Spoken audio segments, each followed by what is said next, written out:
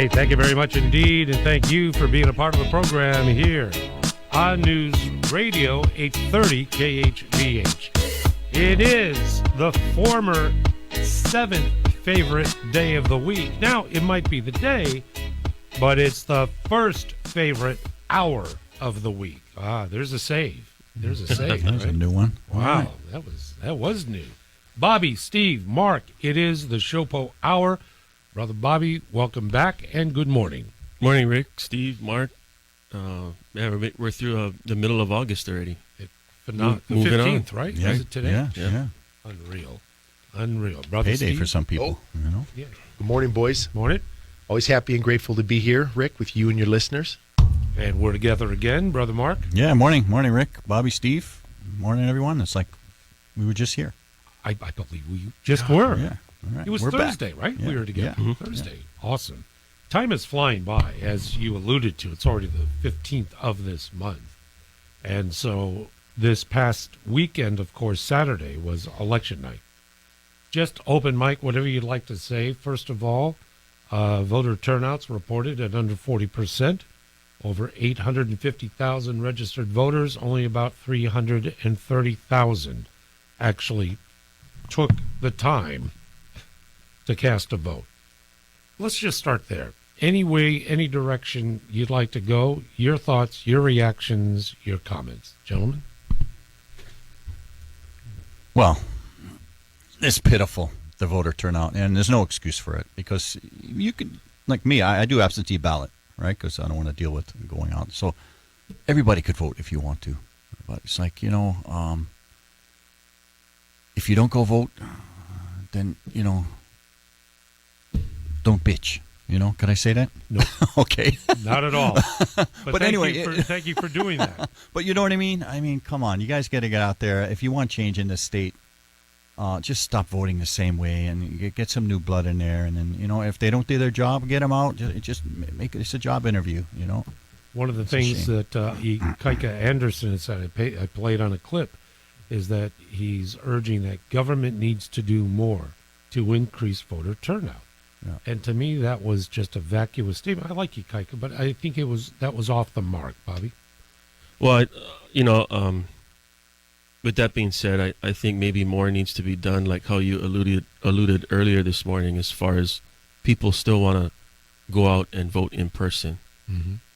And so more polls need to be open, like what you saw, the fiasco in Maui.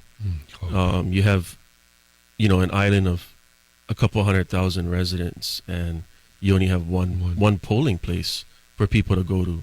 How does that work? I mean, it's irresponsible, I think. Yeah. Brother Steve, thoughts? Yeah, I don't think the mail-in ballots help the cause at all for voter participation. I think some people might have gotten, because how many people maybe got that ballot and then maybe they wanted to vote for somebody on the Democratic side and somebody on the Republican side, and then they realized, wait a minute, this is going to validate the whole thing. I wonder how many ballots were filled out incorrectly. My philosophy with voting is I think mail-in ballots have their place, no doubt about that. But if we're going to a system where everything's going to be a mail-in ballot, I think that's the wrong way to go. I think it should be show up, show your ID, vote in person, and only in certain situations should there be mail-in ballots.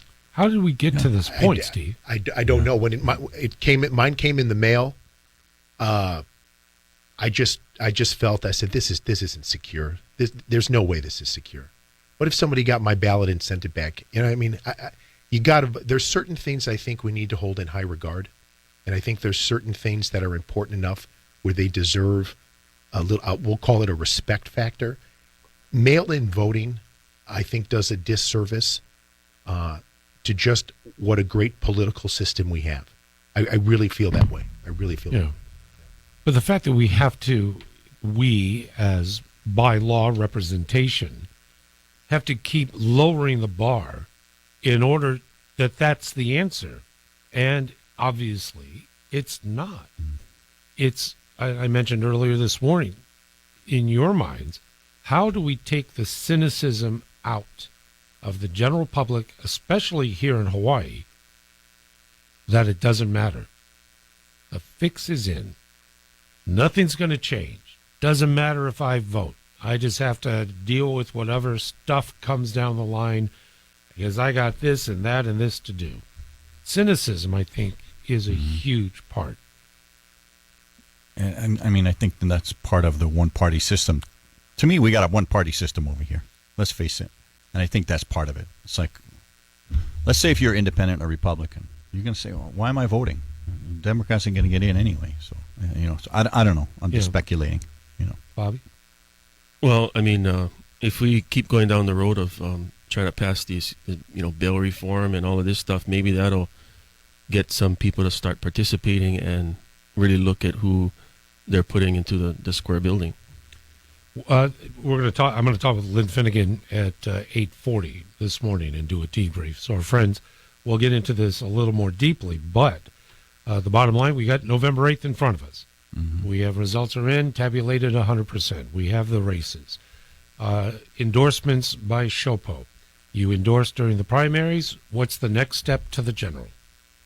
So we're going to go forward and relook at all of our endorsements and, quite a few candidates that we endorsed, actually made it and went through with the 50% plus one. So we were delighted to see that. Ashley Kirkowitz on the city council on the Big Island, Sue Lee Loy. And then the mayor's race is a close one. Mm-hmm. So Mayor Bisson Bisson against Victorino, and we'll be taking a look at that race because we haven't made an endorsement in that one. Okay, so we'll stand by, and we'll find out what direction will be led. Now, that was to acknowledge what is an important moment, which is Election Day. We're going to delve into more what's important with our men and women who wear the uniform. And we're going to do it with the fellas in studio. If you have any thoughts, comments, or questions, let us know. At 7:16, the SHOPO Hour resumes in a moment. Welcome back, everybody. It is the SHOPO Hour here on News Radio, 830 KHVH. Glad you're a part of the program.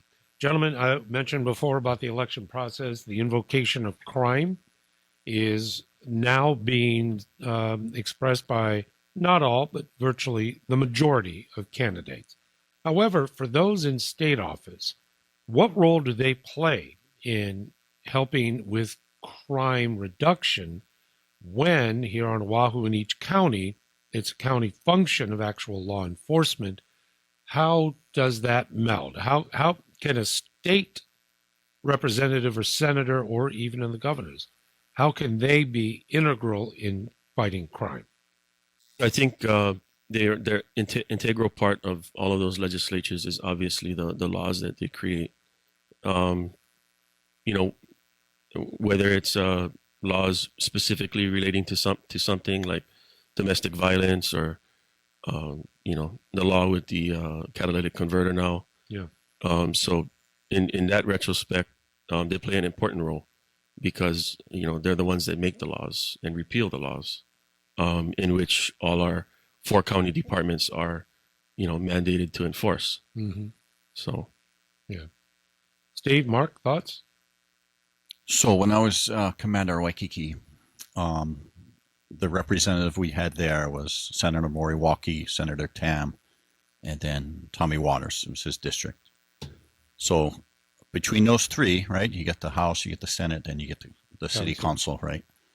I got to give them credit. I got to give them credit where it's credit due because they did, I would hold kind of regular meetings with them. And, when stuff would happen, they would want to know what's going on. But they did come to me and say, what could we do for you? What laws could we pass to help the police? And I don't think there's enough of that, right? So I really got to give it credit to them. I'm not a fan of politicians, but I got to give it credit to them because they did come to me and said, hey, what kind of laws could we draft that's going to help you guys out there?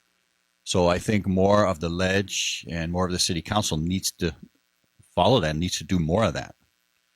So when they ask that question, what would be your reply? What would be legislation that would be most helpful, assist?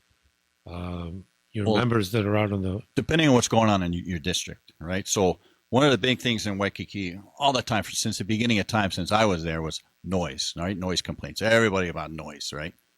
So I told them, draft something that's going to help us, where it's not going to be crazy to prosecute, right? So right now, yeah, there's a boombox law, 30 feet, right?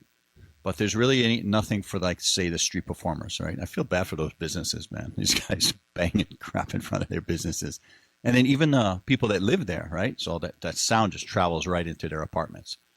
So to Tommy Waters' credit, they did draft something. So I don't know where it's at now, but I would say a few months ago, even though I'm retired, they invited me to a Zoom meeting because they want to get this thing going. So, but like I said, depending on your district, what their problems are, what your constituents are asking for, then you could draft something. Yeah. Steve, how about your district? Well, I mean, you get so much attention in your downtown district, Chinatown, etc. Yeah, when you brought that up, I was thinking to myself, it's not even so much what they're saying in the public. You wonder what the elected officials or the candidates that are running, what do they do to support law enforcement just in their private life? What kind of conversations do they have with people? Obviously, everyone, in that position, they have a public face and they have a private face. And you just wonder, Rick, do they, in their private life, say things that make our job easier or harder as law enforcement? What do they say in their private life? And then I think we should ask ourselves, when was the last time somebody at the state level, politician, actually stood up for law enforcement and just even randomly said, you know what, I really appreciate the work they're doing? I know at the county level, Mayor Rick has said that, others, at the county level, like you said, but at the state level, you rarely hear that. And then I couldn't help but think when you brought up influential stuff, we've talked about this before. Rehabilitation, once an offender gets put away, I think we would all agree that there's really not much rehabilitation, and that goes to the overcrowding in the jail. These state level politicians, hopefully, when they get into their place, they will really take it seriously about us looking at the corrections side of things and what we can do, rather than, is it necessary to ship people off to Arizona? I don't know. Could we keep them a little bit closer to home? So yeah, a lot of things going around in my head when you had put that out there. What do they do in their personal life when the camera's not rolling? What do they say? When is the last time any state official has complimented, and again, obviously we have a state sheriff. When has anybody ever said, hey, good job to anybody in law enforcement? I can't remember. It's always negative, negative, negative. The impact of elections. Sylvia Luke now is the nominee for lieutenant governor. Sylvia Luke was instrumental with 1567, utilizing that law in order to squelch, mitigate, or even cease any plans for prison construction. So now, former finance chair, very powerful, lieutenant governorship, macro in the executive branch. So elections mean something, and the implications, Bob. Absolutely, and I think that's why we're really going to see bail reform come up again, whether it's in a different form or not. But they're going to try and pass that thing through the legislature. But as far as the building a new jail, I think they're just going to keep kicking that can down the road until, they finally realize that OCCC can't really hold anybody anymore, and then it's going to be too late.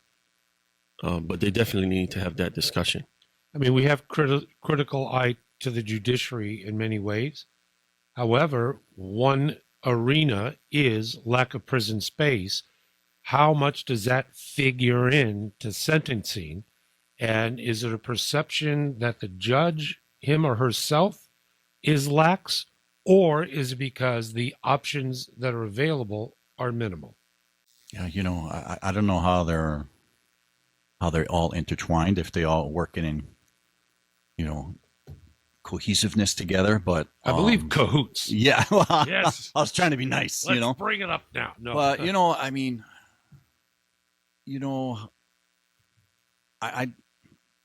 going to speculate.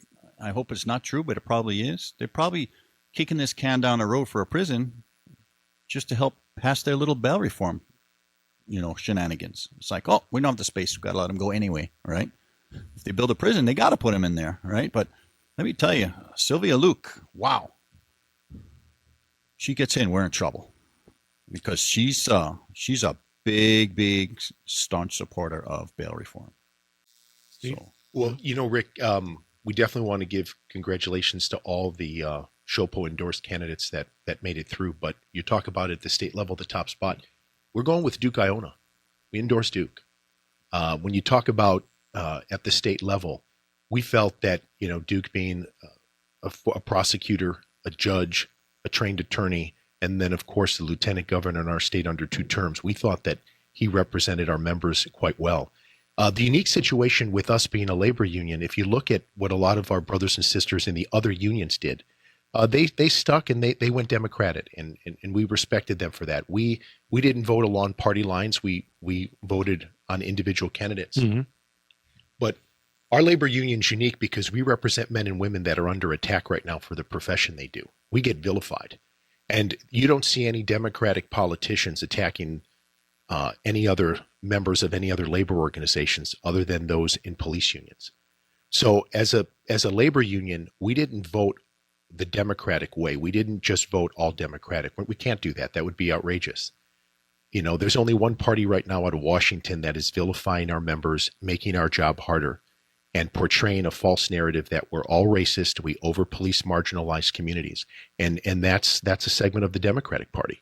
And we endorse Democratic candidates, Rick, and we told them, we're not endorsing you because of what your party out of Washington is doing. We realize that the majority of people running for office or Hawaii is very Democratic, but we told them, we need you to act as an individual, not along party lines coming out of Washington, because our profession gets vilified. And a lot of the Democratic candidates, you'll see they got all the labor endorsements, and hey, we respect that. Union leadership has to do what's best for their members. But for our members, there is no way we could just vote as a labor union, Democratic, because that's not fair and it's not right. The elephant in the room is there's only one party right now that's vilifying our profession, and that's the Democratic Party, certain members of that party out of Washington. And that needs to be talked about. That needs to be said. Well, Bobby? Yeah, well, we're going to keep forward as Steve had mentioned, moving forward with Duke and hoping that people will, really do their homework and listen to what Duke has to offer and what his morals and his values are and what his, he's been 2 terms as a lieutenant governor. So he can do at least that job, which is second in command. He knows how, the state is to be run. So with that respect, I think he comes in, yes, as the so-called, quote, elder statesman where, he's kind of been through the whole gamut. Like Steve said, prosecutor, judge, 2 terms at LG. He definitely would hit the ground running and would probably put together a very solid team of very intellect individuals to run the state government. Before we break, has there been any pushback because you did endorse Duke Iona? No, we really haven't had too much pushback. I think, we pretty much explained our position and how we vetted the candidates and how the candidates, how they represent law enforcement in the state. And, by our explanation, everything's good. Okay, there we have it. How do we learn more about SHOPO, Steve? Sure. For those of listeners that are interested, you could go to shopohawaii.org. Again, we're still wrapping up construction on the site. And from that platform, you can find us on Facebook, Instagram, and Twitter. And we're going to take a very short break. When we return, more topicality for the fellas in studio. It's the SHOPO Hour at 7:30. Welcome back. It is the SHOPO Hour, our regular date and time. It's our opportunity to learn more. I apologize. Scotty has the day off. John is producing another radio show with Mike. And so I can't take calls for this segment. I apologize greatly. However, we move forward with information with our friends in studio. The brothers are here with Bobby, Steve, and Mark. We'll update you on some things we've brought up in the past, and let's turn to our neighbor islands. Bobby, some updates regarding Kauai. Yeah, so in Kauai, we are doing a survey with our officers that work in that department. Very similar to the survey that was done for Maui PD. That started last week, and it's going to wrap up on the 26th. And then they'll compile the results, and then we'll do a presentation again on whatever the results are, whether they're good, they're bad, and see what that survey can do for the chief, Chief Raybuck on Kauai and some of the issues that they're dealing with internally over there. Mm-hmm. Kind of going to Maui, met with Chief Peltier last week and had a good conversation with him. He's moving that department forward. Little road bumps there along the way, but he's done a few things to really help the members there with their working conditions, as far as he is allowing them to wear load-bearing vests, take all the weight off of their hips, Mm-hmm. putting it on their the front area, on their shoulders. He got that approved. We saw quite a bit of officers wearing those already, and they love it. Also they don't have a full-time SWAT team like HPD does. It's all patrol officers with the training in those tactics. Right. And then when a situation comes up, they respond. But Maui doesn't have a subsidized vehicle program. So in essence, when they respond to an incident, they have to go to the station to grab the blue and white and then head out. So now he allowed them to have take-home blue and whites, where they can take it home before and after their shift, make the response time faster. So it's some of those little things that he's doing along the way that's making a great improvement in the officers' working conditions. So we expressed our appreciation to him for doing that. And he has some other ideas that he wants to do as far as organization in the department. So we're working with him and our chapter chair over there to try and see what the best route is. Then of course the Big Island, Chief Ferrer retiring at the end of the month. They're going to go through a in-depth selection process. Probably going to have candidates from the mainland, possibly candidates from other internal departments in the state. Mm-hmm. So we'll be interested to see who applies and how that works. How that plays out. A lot of activity, without a doubt. As we were speaking, I'm hearkening back to initial video I watched while you were still candidates for leadership at SHOPO. And there were two things that stood out in that discussion. Number one, if elected, you were going to advocate for increases in pay for officers that have earned and deserve it. And you recently accomplished that with announcements regarding new contracts at levels that are unprecedented. The second thing that stood out for me was approaching HPD and saying, we need updated equipment.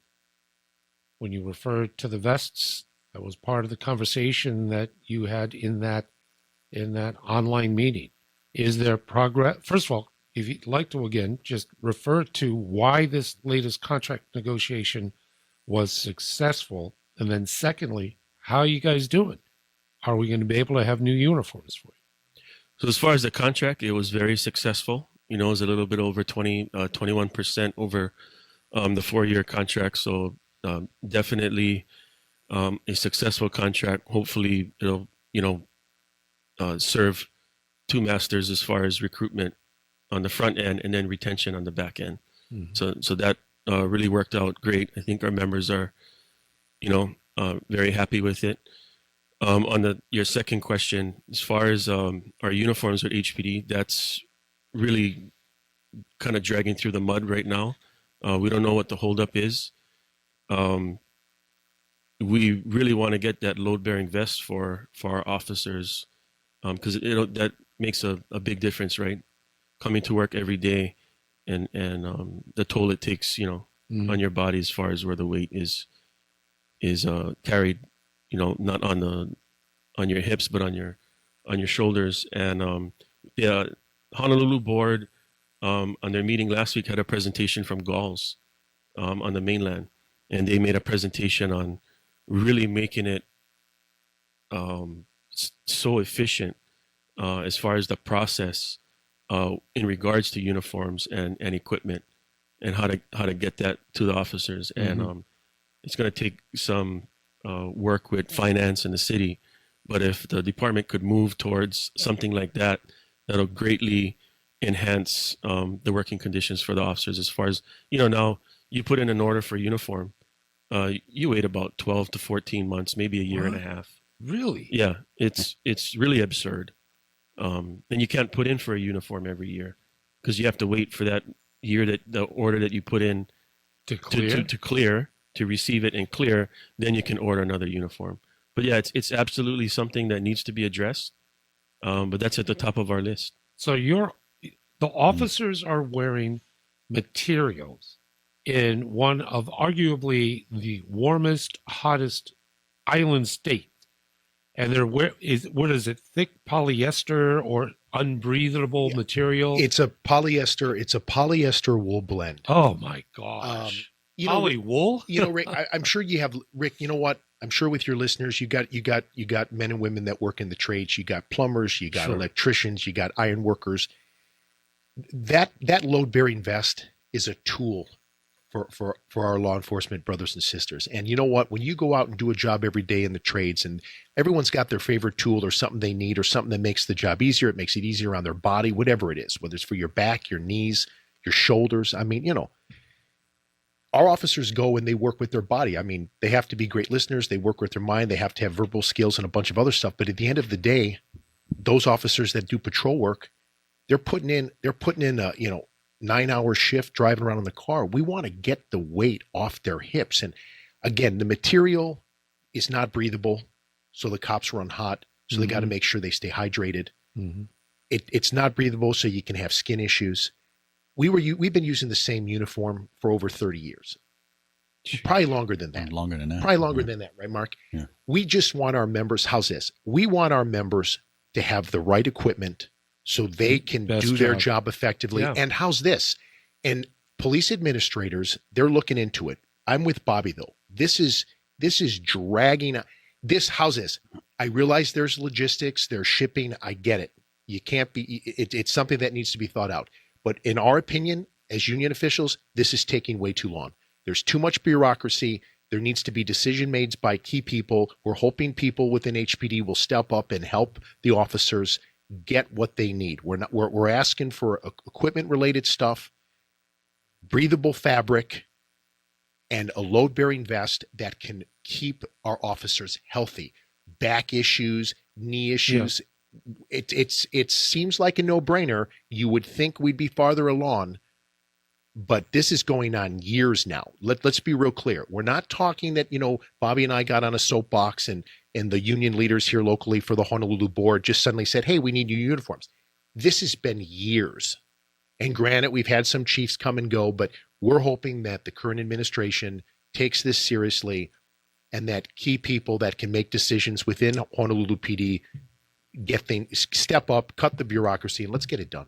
Mark, and comment on gun belts and just basic tools that officers have to utilize. Yeah, so I don't know too much about this vest you guys talking about, but it sounds like you got to get.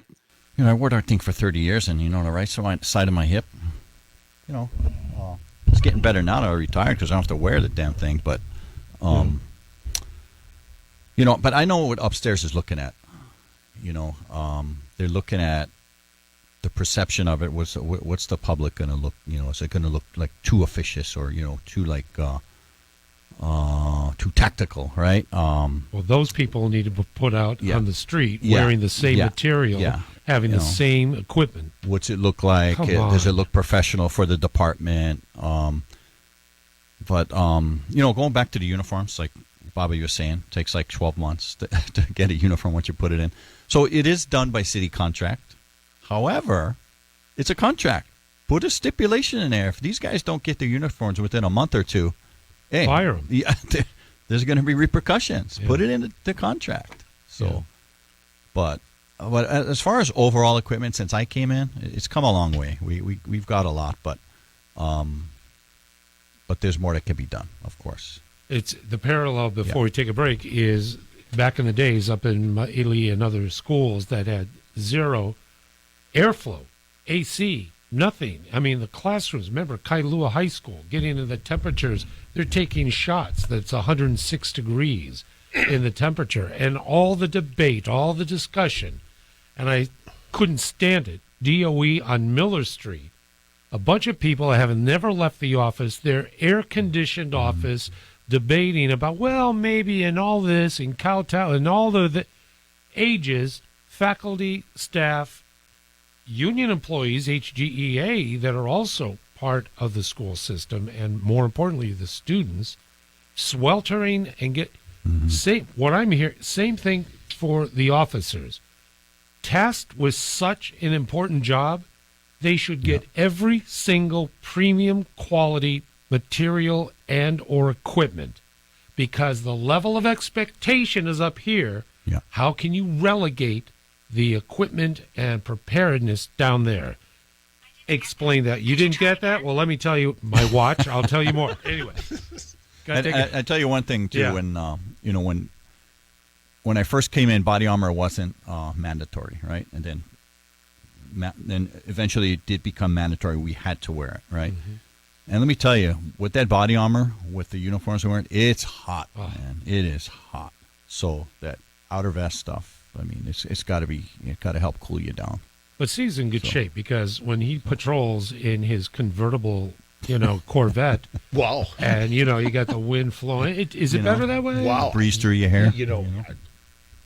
Convertible Corvette. How's that? Just look for the one with the blue light. They're nice looking cars, though. They remind me of like Ferrari exotics, these new Corvettes. They look great. For police work, I don't even think I could sit in the seat with my gun belt and everything else. But, Rick, you made a great point. I don't know, we go on a break real quick? Yeah, go ahead. Okay. We expect the men and women that put the uniform on to make split-second decisions, perform in a high level. Why not give them a tool, something simple as the proper equipment to give them the ability to do that better? Perform the job they do better.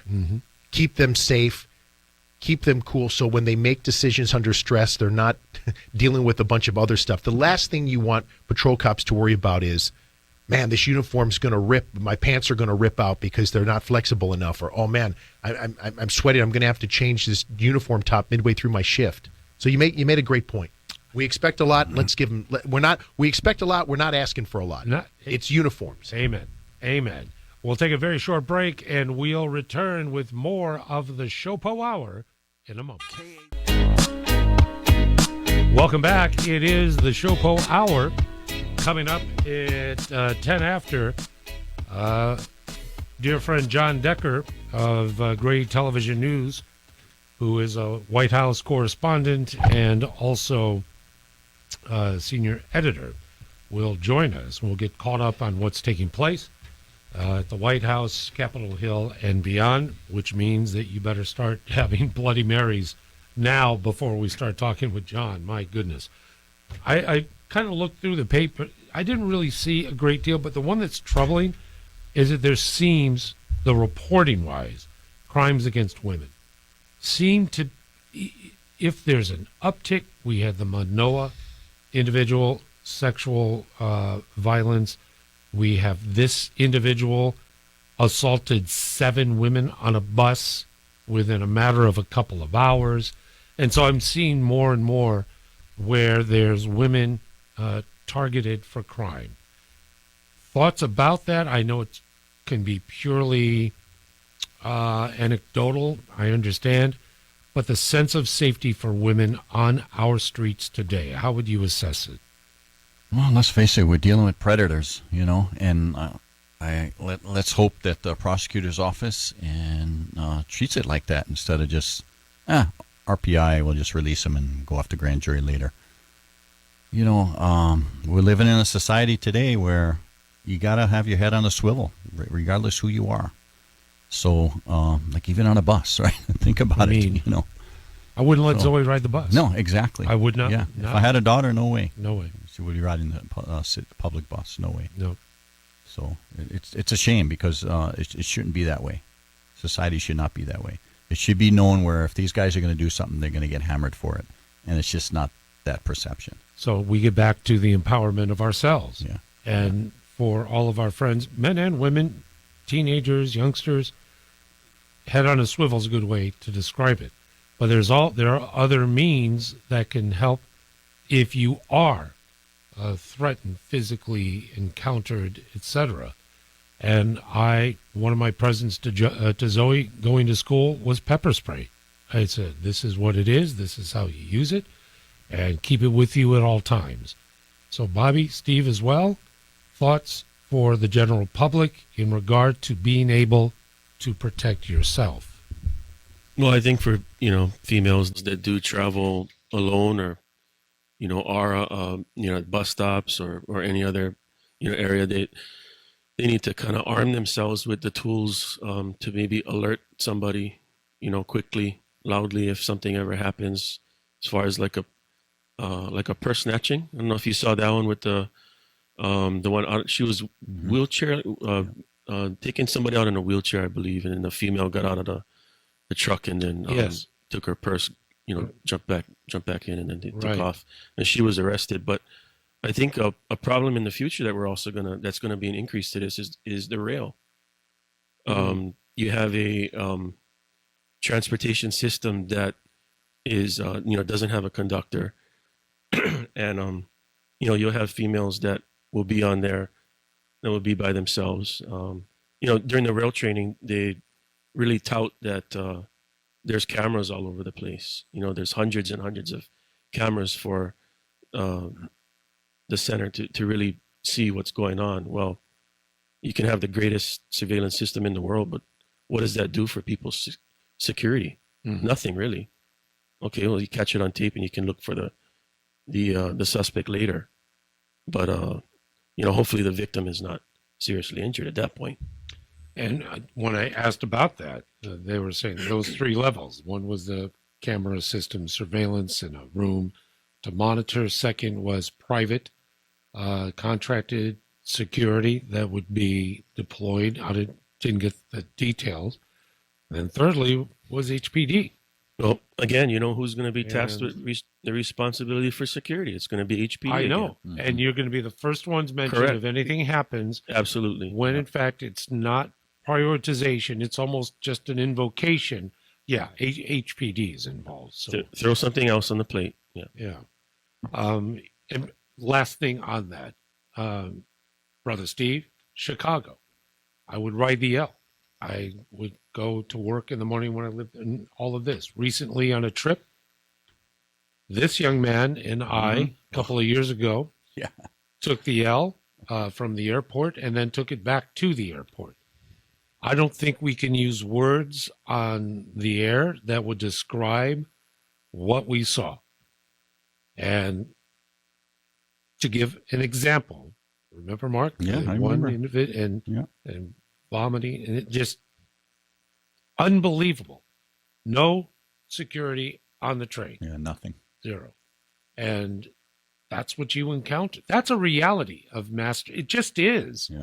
And with our homeless population, we are going to find many, many, many, many homeless getting on the trains, staying on, just round tripping. It's air conditioned, spacious, or whatever. And there's going to be a presence that will prove to be challenging. Mm-hmm. Rick, I was thinking about the pepper spray thing with your daughter. Pepper spray is effective because it allows you to keep distance from the offender. Mhm. Anything that allows you to keep your distance, I think, is super important. I also want to comment, Honolulu is a safe big city. We have our challenges, okay, but I don't want women in this community walking around in fear. I think we still have residents that are still fearful of a virus, and they haven't gone back to normal life. I don't want the women walking around thinking that they can't do that. They absolutely can. Top of mind things for me, when you're out in a public place, especially if you're not moving, you're stationary, don't be on your phone. If you're on your phone, your attention isn't in your surroundings. We all have a habit of doing this, myself included. You get on your phone, you get engrossed in that, you just kind of go through the motions. You got to know your surroundings. You got to be aware, because the bad guys can't hurt you if they can't get next to you. And if you're not on your phone, maybe you have a better chance of seeing that. I think it's important that women should empower themselves. If they want to take self-defense classes, they want to do various things. The main thing is, don't live in fear. Don't let that take over your consciousness.